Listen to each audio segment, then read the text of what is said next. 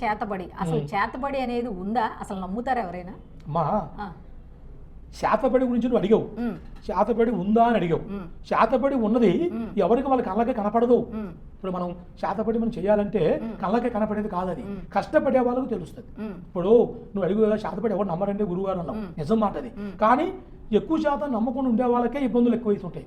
ఇబ్బందులు అంటే వాళ్ళకి ఏమవుతుంటాయి, ఇంట్లో మొత్తం చికాకులు, ఆరోగ్యాలు బాగలేకుండా ఉంటాం, పిల్లల సమస్యలు, పెళ్లి కాకుండా ఉంటాం, ఆస్తులు తగాదులు రావటం, సొంతం సంబంధించిన వాళ్ళే, దగ్గర వాళ్ళే, పాలి వాళ్ళే కొన్ని ప్రయోగాలు చేస్తున్నది. వాళ్ళ ఎదుగుదలగా వాళ్ళకి వారవక, వీళ్ళు బాగా సంపాదిస్తున్నారు, పైకి వస్తున్నారు, మనకంటే ముందుకు పోతున్నారు, ఇలా ఎదుగుదల ఉండకుండా చేయాలని చెప్పి కొంతమంది చేస్తారు. కానీ అందరూ చేయలేది. ఎవరి వల్ల ఎవరు పడితే వాళ్ళు చేయాలంటే వాళ్ళ వల్ల కాదు. కానీ అందరూ మంచోళ్ళని చెప్పలేం కదా తల్లి.